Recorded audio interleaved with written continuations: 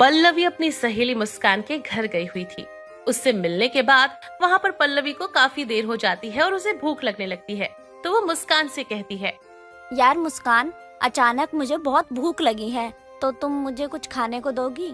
हाँ हाँ, क्यों नहीं, ये भी कोई कहने की बात है। तुम बस 2 मिनट रुको, मैं अभी आई। अरे यार, पर तुम कहाँ चली? तुम बस 2 मिनट वेट करो, मैं अभी आई। मुस्कान रसोई से प्लेट में मैगी लेकर लाते हुए बोलती है, लो पल्लवी, खा लो। अरे ये क्या बना लाई तुम इतनी जल्दी? मैगी जो बस 2 मिनट में हो जाए रेडी। अच्छा, तो तुम मैगी बनाने गई थी? हाँ लो, तुम भी खा कर देखो, बताओ कैसी बनी है। अरे वाह, क्या मैगी है, यम्मी, बड़ी टेस्टी बनी है। लो तुम भी खा लो। हाँ हाँ, मैं भी खा लूंगी, पहले तुम तो खाओ, तुम्हें अच्छी तो लगेगी ना यार। सच में यार, बहुत टेस्टी बनी है। मेरा मन तो कह रहा है कि तेरी मैगी भी मैं ही खा जाऊं। तो खा लो ना, मना किसने किया है तुम्हें? अरे नहीं नहीं यार, पहले ही बहुत कुछ खा चुकी हूँ मैं, अब नहीं खाऊंगी मैं। मेरा पेट भर चुका है, मैं घर जा रही हूँ। चल जैसी तेरी मर्जी, आती रहना। अब दोनों मैगी खाने लग जाती हैं और इस तरह दोनों को मैगी खाने का चस्का भी लग गया था। अचानक पल्लवी छुट्टी पर चली गई, वो भी कई दिनों के लिए। तब मुस्कान उसके घर पर गई। वहाँ उसने पल्लवी को बीमारी की हालत में देखा तो वो उससे बोली, देखा आपने लापरवाही का नतीजा है। हेलो पल्लवी, कैसी हो तुम? देख लो खुद ही, कैसी हूँ मैं। पर कुछ दिन पहले तो सब ठीक था ना, अब अचानक क्या हो गया तुम्हें? मेरे पेट में अचानक दर्द होने लगा। तब मैंने अस्पताल में चेक कराया तो पता लगा कि मेरे पेट के अंदर मैदा इकट्ठा हो गया, जिस कारण मेरे पेट में इन्फेक्शन फैल गया। ओह, लेकिन इतना मैदा आया कहाँ से? अरे और कहाँ से आएगा, ये जो रोज रोज मैगी खाते थे ना हम, उससे हुआ है ये। अच्छा, तो अब ठीक हो ना तुम? इलाज तो अभी चल ही रहा होगा ना? हाँ, काफी लंबा इलाज चला था, अब भी चल ही रहा है, पर पहले से ठीक हूँ मैं। पर मैं तुझे भी मैगी खिला दिया करती थी तो मुझे तेरी भी चिंता हो गई थी। अरे नहीं यार, मैं रोज रोज मैगी नहीं खाती, मैं तो बस तुम्हारे साथ ही वहाँ खाती हूँ। जो भी हो पच ही जाएगा। पर मैंने तुम्हें कई बार मना किया था कि मैगी मत खाओ। हाँ यार, काश मैंने उस समय तुम्हारी बात मान ली होती तो आज मेरी ये हालत ना होती। पर मैं तो खुशखबरी देने आई थी, पर तुम तो, चलो कोई नहीं, अब जल्दी जल्दी ठीक हो जाओ। खुशखबरी? कैसी खुशखबरी? मेरी शादी तय हो गई है, तुम जल्दी से ठीक हो जाओ और मेरी शादी में आना जरूर। हाँ मैं जरूर आऊंगी, तुम चिंता मत करना। ठीक है, अब मैं चलती हूँ, तुम अपना ख्याल रखो। कुछ दिन बाद मुस्कान की शादी विजय नाम के लड़के से हो गई। पल्लवी भी ठीक हो गई थी। अब उसने डर के कारण मैगी खाना छोड़ दिया था, लेकिन मुस्कान को अभी भी मैगी का चस्का था, पर खाने का नहीं बल्कि मैगी बनाने का चस्का। एक दिन उसकी सास रमा उससे कुछ बनाने के लिए बोलती है, अरे बहू, बड़ी जोरों से भूख लगी है, जरा जल्दी से कुछ बना ला। ठीक है माँ जी, लेकिन क्या बनाऊँ मैं इतनी जल्दी? देखो, रसोई घर में जाकर जो कुछ भी जल्दी से बन जाए वो ही बना देना। ठीक है माँ जी, मैं लाती हूँ। रसोई में मैगी देखकर मुस्कान बोलती है, अरे वाह, मैगी, चलो यही बना देती हूँ, जल्दी भी बन जाएगी। मुस्कान सबके लिए मैगी बनाकर बाहर ले आती है और रमा और विजय को खाने को देती है। मैगी खाने के बाद रमा बोलती है, अरे बहू, तुमने तो बड़ी जल्दी और टेस्टी मैगी बना लाई, हमसे तो कुछ ऐसा बनता ही नहीं है। ऐसा क्या डाला तुमने इसमें? अरे माँ जी, कुछ खास नहीं, इसमें मैंने अलग से मैगी का मसाला डाला है और कुछ हरी सब्जियाँ बस। अरे हाँ, सच में बहुत अच्छा बना है। जी शुक्रिया, पर मुझे सबको मैगी बनाकर खिलाना बहुत अच्छा लगता है। इस तरह मुस्कान ने अपने घर में सभी को मैगी बनाकर खिलाई। साथ में ये भी बताया कि वो और उसकी सहेली पल्लवी किस तरह मैगी के दीवाने थे और कैसे बीमारी के बाद से पल्लवी मैगी के नाम से डरने लगी। ये सुनकर विजय बोलता है, हमें उसके मन से मैगी का डर निकालना पड़ेगा। लेकिन कैसे? उसको किसी बहाने से घर बुलाओ। अरे कैसा बहाना, क्यों ना आपके बर्थडे पे ही उन्हें बुला लिया जाए। मेरा बर्थडे? अबे यार, मैं तो भूल ही गया था, तुम्हें याद था? और क्या, कैसे भूल सकती हूँ मैं इस खास दिन को। इस तरह मुस्कान ने और राज ने पल्लवी को अपने घर पर इनवाइट करने का प्लान बनाया। जिसके बाद मुस्कान पल्लवी के घर जाकर बोलती है, हेलो पल्लवी, कैसी हो तुम? हाँ मैं ठीक हूँ, तुम कैसी हो? हाँ मैं भी अच्छी हूँ। अब तुम्हारी तबीयत कैसी है? अब तो ठीक हो गई हूँ मैं, काफी दिन हो गए हैं। अरे वाह, ये तो बहुत अच्छी बात है, तुम अब तो ठीक हो गई हो। अब तो तुम कहीं भी आना जाना कर सकती हो ना? हाँ हाँ, क्यों नहीं। क्यों, कहाँ ले चल रही हो तुम मुझे? अपने घर पर, और कहाँ। अच्छा, पर क्यों, कुछ खास है क्या? हाँ यार, बहुत खास है, और तुम्हें भी आना ही होगा इस खास मौके पे। हाँ हाँ जरूर, पर कौन सा खास मौका है जिसके बारे में मुझे नहीं पता? कल मेरे पति का जन्मदिन है, तुम जरूर आना। अरे हाँ हाँ बाबा, आ रही हूँ मैं भी, तुम चिंता मत करो। अच्छा ठीक है, मैं चलती हूँ, कल मिलते हैं। इस तरह मुस्कान ने पल्लवी को अपने घर पर आने के लिए मना लिया और पल्लवी मान भी गई। अगले दिन मुस्कान ने जन्मदिन की सारी तैयारियां कर ली और पल्लवी भी उनके घर पर आ जाती है। अभी तक किसी मेहमान को ना देखकर वो बोलती है, अरे यहाँ तो कोई नजर ही नहीं आ रहा, कहाँ गए सब? या कोई आया ही नहीं अब तक? अरे ये रहे हम, तुम्हारे अलावा हमने किसी को बुलाया ही नहीं है, क्योंकि ये छोटी सी पार्टी है जिसमें सिर्फ हम तीनों ही हैं। ओ, तो ये बात थी क्या? चलो अच्छी बात है, तो चलो करते हैं पार्टी। तीनों मिलकर विजय का केक काटते हैं और खूब डांस करते हैं, जिसके बाद मुस्कान बोलती है, चलो बहुत हो गई पार्टी शार्टी, अब खाना भी हो जाए। हाँ हाँ जरूर, वैसे ही बहुत भूख लगी है। हाँ बात तो सही कह रहे हो आप दोनों, तो चलो खाना दो। खाने के साथ साथ मैंने मैगी बना दी है, खाएंगे ना आप दोनों? हाँ, मैगी तो मैं जरूर खाऊंगा, मुझे तो बहुत पसंद है। लेकिन मैं तो नहीं खाऊंगी मैगी सैगी। पर क्यों यार, तुझे तो मैगी बहुत पसंद थी ना। यार तुझे तो सब पता है ना, फिर भी मुझे मैगी खिला रही हो। अभी तो ठीक हुई हूँ मैं, फिर से बीमार नहीं पड़ना चाहती। हाँ मैं सब जानती हूँ, पर मैं ये भी जानती हूँ कि ये सब मैगी की वजह से नहीं हुआ है। क्या मतलब? मैगी से नहीं हुआ तो फिर किससे हुआ? मतलब तुम्हारे मैगी खाने के तरीके से हुआ था। ये जो तुम हर समय मैगी खाती रहती थी ना, जैसे मर्जी खा लेती थी, कच्ची पक्की, इन सब की वजह से हुआ था। बात तो सही कह रहे हो तुम, वरना अगर मैगी से कुछ होता तो हम सब भी बीमार पड़ सकते थे, क्योंकि हम अक्सर खाते रहते हैं। सुनो पल्लवी, अब से तुम मैगी खाना जरूर, कुछ बातों का ध्यान रखना, फिर तुम देखना कभी बीमार नहीं होगी। वो कौन सी बातें हैं, जरा मुझे भी बता। सबसे पहले तुम मैगी को अच्छे से पका कर खाना, कच्ची मैगी मत खाना, और दोबारा मैगी जब भी खाओ तो 10 से 15 दिन का रेस्ट लेना, रोज रोज मैगी मत खाना। पर मुझे तो इतनी अच्छी लगने लगी थी कि मैं तो रोज ही खाने लगी थी और कच्ची भी खा लेती थी, तभी मैं इतनी बीमार पड़ गई। आगे से मैं इन सभी बातों का खास ध्यान रखूंगी। इस तरह मुस्कान और पल्लवी के मन में जो मैगी का डर था वो भी बाहर निकल जाता है और उसे मैगी खाने का सही तरीका और सही समय भी पता चल जाता है। अब पल्लवी फिर से मैगी खाने लगती है। ऐसी एक बार रमा की सहेली विमला उनके घर पर आई थी। उसने मुस्कान के हाथ से बनी मैगी खाकर उसे सुझाव दिया, मुस्कान, तुम जब इतनी अच्छी मैगी बनाने का गुण रखती हो, कोई व्यापार क्यों नहीं कर लेती मैगी से जुड़ा हुआ? नहीं, मुझे कोई व्यापार नहीं करना है, मुझे तो बस अपने हाथों की मैगी सबको खिलानी है और मैं उसी में खुश हूँ। अच्छा ही तो है ना, इससे तुम्हारा मन भी खुश होता है और हम सबको मैगी खाने को भी मिलती है। मुस्कान बहू, मुझे तो तेरे हाथ की बनी मैगी इतनी अच्छी लगी कि मैंने तेरा नया नाम ही रख दिया। अच्छा आंटी जी, पर क्या नाम रख दिया आपने मेरा? मैगी बनाने वाली बहू, क्योंकि तुम व्यापारी नहीं बहू हो। अरे वाह, बहुत अच्छा नाम मिल गया तुम्हें। इस तरह मुस्कान के मैगी के हुनर ने सबका दिल भी जीत लिया और मैगी की आदत ना लगाने की बात से उसकी समझदारी भी पता चल गई। मुकुल बहुत ही शांत रहने वाला इंसान था, जो किसी से ज्यादा बातचीत नहीं करता था, हमेशा अपने में ही रहा करता। उसके 2 बेटे थे, धीर और सुधीर। वो अपनी बीवी से भी ज्यादा बातचीत नहीं किया करता और उससे दूर दूर रहा करता। एक दिन उसकी बीवी उसके पास आती है और उससे कहती है, सुनिए जी, धीर और सुधीर दोनों बड़े हो गए हैं, अब हमको 2 अच्छी लड़कियां देखकर उन दोनों की शादी कर देनी चाहिए। हाँ, पता है मुझे। अब तुम मुझे मत सिखाओ कि मुझे क्या करना है, समझी तुम? मेरा वो मतलब नहीं था जी।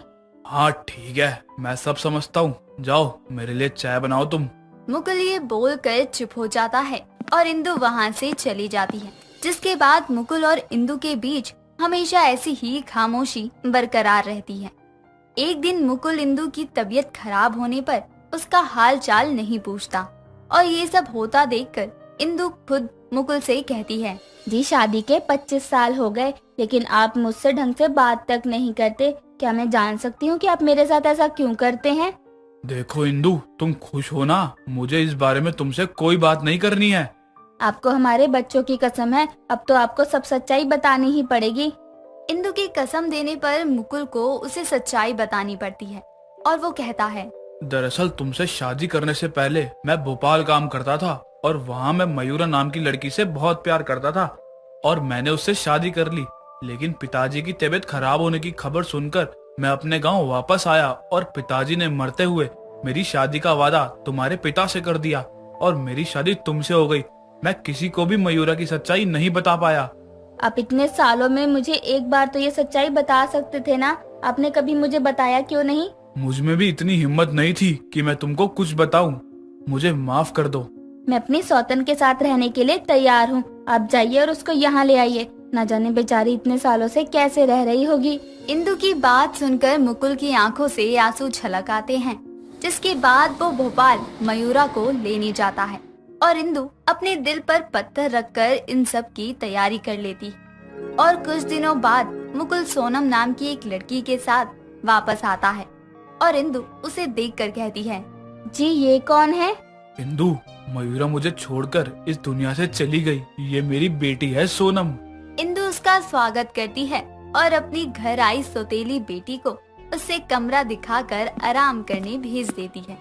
जिसके बाद सोनम अपने कमरे में आकर खुद से कहती है, मिस्टर मुकुल, तुमको क्या लगता है तुम मुझे यहाँ अपने घर में रख लोगे और मैं तुमको माफ कर दूंगी? मेरी माँ ने तुम्हारा इतना इंतजार किया है। वो कितना रोई है, कितना तड़पी है और तड़प तड़प कर वो मर गई है। और मैंने खुद समाज में कितने ताने सुने हैं, कितना रोई हूँ।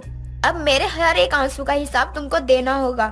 सोनम ये बोलकर अपनी आंख से निकलते आंसुओं को पोंछ लेती है।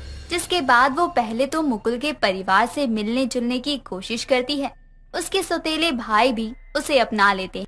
एक दिन सोनम इंदु के पास आती है और कहती है, माँ, आज आप खाना रहने दीजिए, मैं बना दूंगी। बेटी तू आराम कर, मैं बना लूंगी। सोनम अपनी माँ की नहीं सुनती और खुद खाना बना देती है, लेकिन वो सारा खाना बहुत ही बेकार बनाती है। और जब पूरा परिवार खाना खाता है तो इंदु का बेटा धीर कहता है, माँ, ये कैसा खाना बनाया आपने? इससे वाहियात खाना मैंने जिंदगी में कभी नहीं खाया है। पर ये खाना तो सोनम ने बनाया है। माना कि आप सौतेली माँ हैं, लेकिन ये आप झूठ क्यों बोल रही हैं? अब आपकी सौतेली बेटी आपके घर आ गई है तो आप ऐसे झूठ बोलेंगी? सोनम ये बोलते हुए अपने पराठे लेकर कमरे में चली जाती है। और ये सब होता देखकर मुकुल कहता है, देखा, रुला दिया ना बेचारी को। तुम्हारी उससे दिक्कत क्या है? देखो, बेचारी पराठों के साथ अचार भी नहीं लेकर गई। मुकुल ये बोलकर खुद भी वहाँ से उठकर चला जाता है। और ये सब होता देखकर इंदु की आंखें भर आती हैं। सुधीर भी ये सब होता देख रहा था, जिसके बाद वो सब समझ जाता है कि सोनम ने ये सब कुछ जानबूझकर किया है। दिन गुजरते हैं और राखी का दिन आता है और सोनम अपने दोनों सौतेले भाइयों को राखी बांधती है। जिसके बाद जब शाम को वो मंदिर जा रही होती है तो कुछ लड़के उसे परेशान करने लगते हैं और तभी धीर और सुधीर वहाँ आकर उन लड़कों को जमकर मारते हैं। और सोनम दोनों से कहती है, थैंक्स भैया, इन बदमाशों को सबक सिखाने के लिए। तूने राखी बांधी है, तेरी रक्षा करना तो हम दोनों का फर्ज बनता है। आखिर तू बहन है हमारी, सौतेली ही सही। चल अब घर चलते हैं। सुधीर और धीर ये बोलकर सोनम को लेकर घर आते हैं। एक दिन वो खुद से कहती है, इस इंदु की वजह से मुकुल ने मेरी माँ को छोड़ा था ना, अब इसे इस दुनिया में जिंदा रहने का कोई हक नहीं है। माँ, मैं तेरी दोषी को तेरे पास भेज रही हूँ ताकि तू उससे अपने सब आंसुओं का हिसाब ले सके। सोनम ये बोलकर घर की सीढ़ियों पर तेल गिरा देती है और जैसे ही इंदु सीढ़ियों से उतरने लगती है तभी उसका पैर फिसल जाता है और वो गिर जाती है। जिसके बाद उसके पैर की हड्डी टूट जाती है और वो बिस्तर पकड़ लेती है। सोनम परिवार को दिखाने के लिए इंदु की सेवा का नाटक करती है और शाम के समय अपने कमरे में आकर खुद से कहती है, आज मेरी माँ की आत्मा को थोड़ी शांति मिली होगी अपनी सौतन को दुखी देखकर। अब इन बेवकूफों को कौन समझाए कि इनके घर सौतेली बेटी नहीं मनहूसियत आई है जो इस परिवार को बर्बाद कर देगी। सोनम की ये बात दरवाजे पर खड़ा सुधीर सुन रहा था, जो अंदर आकर उससे कहता है, सही कर रही हो तुम इस परिवार के साथ। जिस परिवार ने तुमको इतना प्यार दिया वो इसी लायक है कि तुम उनको दुख दो और जलील करो। भैया, आप यहाँ? हाँ, मैं। और मैं शुरू से जानता हूँ कि तुम इस परिवार का भला नहीं चाहती हो, क्योंकि पापा की वजह से तुम्हारी माँ को दुख मिले थे। लेकिन इसमें मेरी माँ की क्या गलती है? अपने बदले की भावना को साइड में रखकर कभी एक बार मेरी माँ के बारे में भी सोच के देखो। सुधीर ये बोलकर वहाँ से चला जाता है, जिसके बाद सोनम उसके बात के बारे में सोचती है और रात को हल्दी वाला दूध लेकर अपनी सौतेली माँ इंदु के पास जाती है और उसे कहती है, लीजिए माँ, दूध पी लीजिए। अरे बेटी, तूने क्यों कष्ट किया? मैं ठीक हूँ। सारा दिन मेरी सेवा करती रहती है, थक गई होगी। जा जाकर सो जा। मुझे आपको ये बताना था कि आपको सीढ़ियों से गिराने वाली मैं थी। आपकी वजह से मेरे बाबा ने मेरी माँ को छोड़ दिया और अब मैं आपको सबक सिखाना चाहती थी। मैं जानती हूँ ये सब तूने किया था, लेकिन मैंने तब भी तुझे कुछ नहीं बोला, क्योंकि मैंने हमेशा तुझे अपनी बेटी माना है। मुझे कभी उनकी पहली शादी के बारे में पता नहीं था। अगर पता होता तो मैं ये अनर्थ ही नहीं होने देती। जो धोखा तूने झेला है वही मुझे भी मिला है मेरी बेटी। क्या? हाँ, और जब मुकुल जी ने मुझे सब बताया तो मैंने बिना कुछ सोचे समझे मयूरा को लेने भेज दिया। और मैं सच बता रही हूँ, मुकुल जी कभी भी तुम्हारी माँ से बिछड़कर खुश नहीं थे। उन्होंने मेरे साथ रिश्ता बस अपने पिता की कसम और वादे की खातिर निभाया। ये जो भी हुआ ईश्वर की नियति थी, इसमें किसी का दोष नहीं है। मुझे माफ कर दो माँ, मैंने आपको माँ बोला लेकिन कभी माँ मान नहीं पाई। लेकिन मैंने तो तुझे हमेशा अपनी बेटी माना। मेरी कोई लड़की नहीं थी तो मुझे लगा भगवान ने मुझे एक लड़की देकर मेरी झोली भर दी। इंदु ये बोलकर सोनम को गले से लगा लेती है, जिसके बाद सोनम इंदु की दिल से सेवा करती है और कुछ ही दिनों में वो बिल्कुल ठीक हो जाती है। जिसके बाद सोनम दिल से सबसे माफी मांगती है और सब उसे माफ भी कर देते हैं।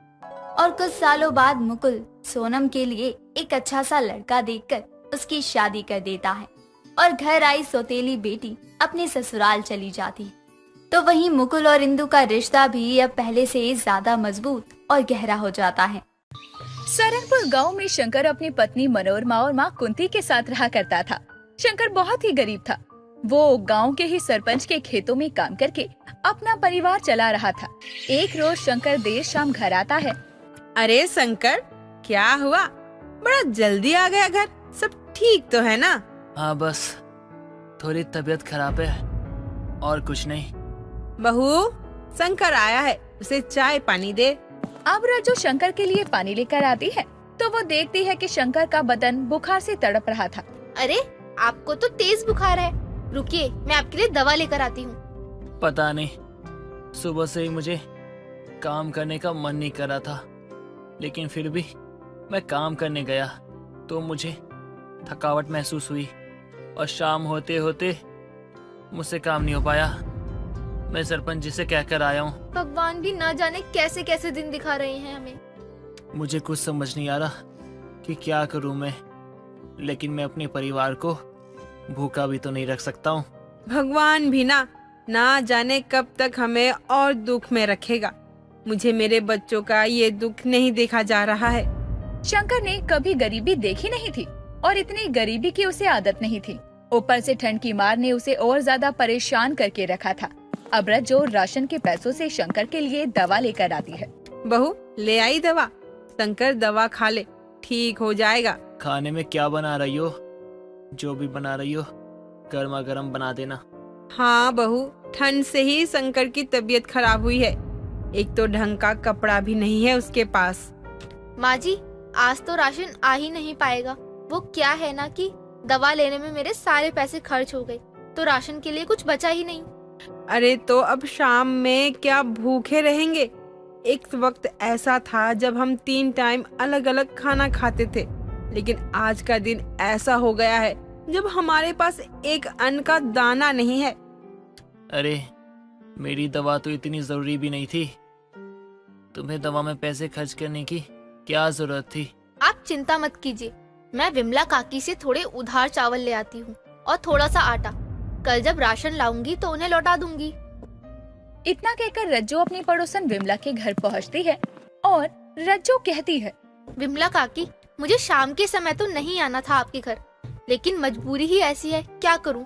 वो क्या है ना, उनकी तबीयत ठीक नहीं थी तो दवा में सारे पैसे खर्च हो गए और राशन के लिए पैसे ही नहीं बचे। अरे रे, ये तो बहुत दुख की बात है बहू। कहाँ तुम लोग अमीरी से आए हुए गरीबी में जी रहे हो। सुनकर बुरा तो लग रहा है, लेकिन सच कहूँ तो आज तो मेरे पास घर में आटा चावल सब खत्म है। काकी, थोड़ा सा भी मिल जाता, मैं तो भूखी भी रह लूंगी, लेकिन माँ जी और उनको मुझसे भूखा नहीं देखा जाएगा। दुख तो मुझे भी हो रहा है, लेकिन मेरी भी मजबूरी है बहू, वरना मैं मना थोड़ी करती। अरे बड़ी आई, ये दो वो दो, अरे हम भी तो गरीब हैं, कहाँ जाते हैं किसी के घर मांगने। अरे हम भी तो अपना पेट पालते हैं। अब क्या करूं, कुछ समझ ही नहीं आ रहा। मैं तो भूखी भी रह लूंगी, लेकिन माँ जी और उनके लिए क्या बनाऊं? लाला जी की दुकान से उधार ले आती हूँ।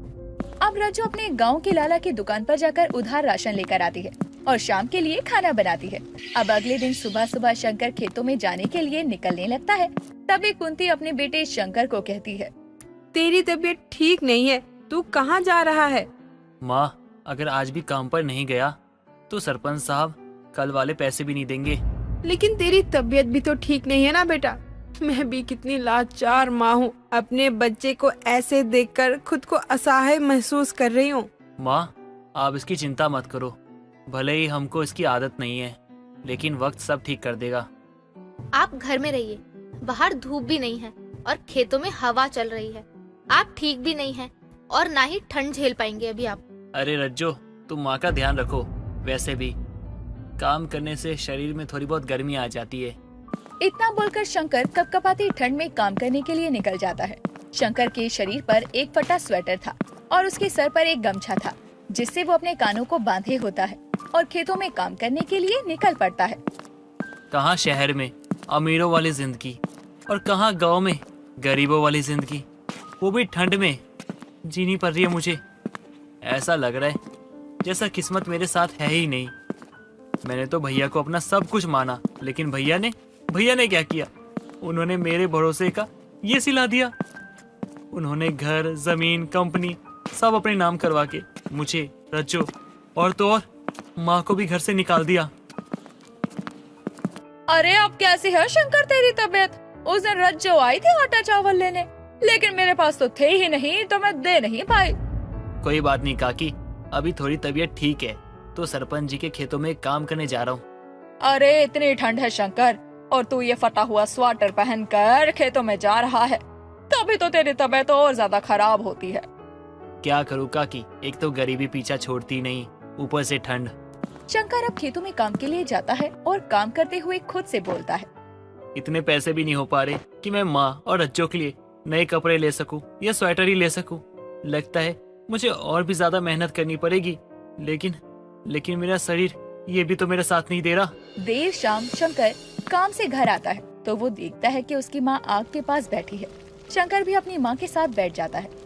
बेटा, अब कैसी है तेरी तबीयत? ठंड लग रही है तो थोड़ी देर आग के पास बैठ जा। माँ जी, आपने सामने से कंबल उतारा है क्या? देखो ना, मैंने सुबह ही कंबल रखा था, लेकिन अब वो है ही नहीं वहाँ। जरूर कोई ले गया होगा। सर्दी भी इतनी है कि लोग सर्दी से मर जाएं। मजबूरियां भी लोगों से ना जाने क्या क्या करवाती है। जाने दे, जिसके किस्मत में था वो ले गया। अब रज्जो और ज्यादा परेशान हो जाती है। रज्जो के घर में 2 ही कंबल थे, जिसमें से एक रज्जो और शंकर ओढ़ते थे और दूसरा कुंती के पास रहता। ऐसे में देर रात जब कुंती एक फटी चादर ओढ़कर सो रही थी, तो रज्जो अपनी सास को कंबल ओढ़ने को देती है और खुद आग जलाकर बैठ जाती है और रात भी उसी आग के पास काटती है। बहू, तू पूरी रात यहाँ सो रही थी क्या? देख तो कितनी ठंड है, और तू, हे प्रभु, मेरे नाजुक से बच्चों को और कितना कठोर बनाएगा। माँ जी, वो भी हमारी परीक्षा ले रहे हैं कि हम इस परिस्थिति में भी कैसे खुद को ढाल पाएंगे। मैं भी देख रही हूँ अपने बच्चों को, जो सर्दी में उठने में भी इतने नखड़े करते थे, आज वक्त और किस्मत की मार से लड़ रहे हैं और खुद ही बिना कहे अपनी जिम्मेदारी समझ रहे हैं। मैं प्रभु से यही उम्मीद करती हूँ, सब ठीक हो जाए। माँ, सब किस्मत का लिखा हुआ है।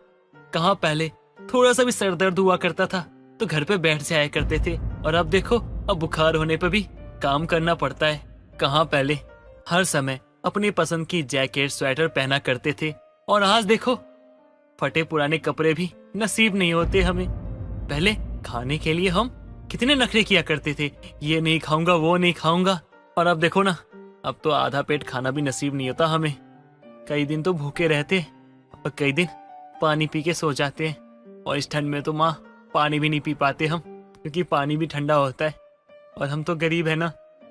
शंकर को अपने परिवार को दुख में देखकर बहुत दुख होता है, लेकिन वो कुछ कर नहीं पा रहा था।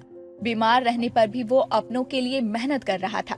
जो काम उसे आता तक नहीं था, वो काम भी बहुत लगन और मेहनत से कर रहा था। हालांकि परिस्थिति को देखकर रज्जो भी सरपंच जी के खेतों में काम करने लगती है और शंकर शहर में अपने लिए काम ढूंढता है और उसे जल्दी ही काम मिल जाता है, क्योंकि शंकर अच्छा खासा पढ़ा लिखा था। दोस्तों, अगर आपको ये कहानी पसंद आई तो इसे लाइक करें, शेयर करें और कमेंट करके बताएं कि कहानी में आपको सबसे अच्छा क्या लगा।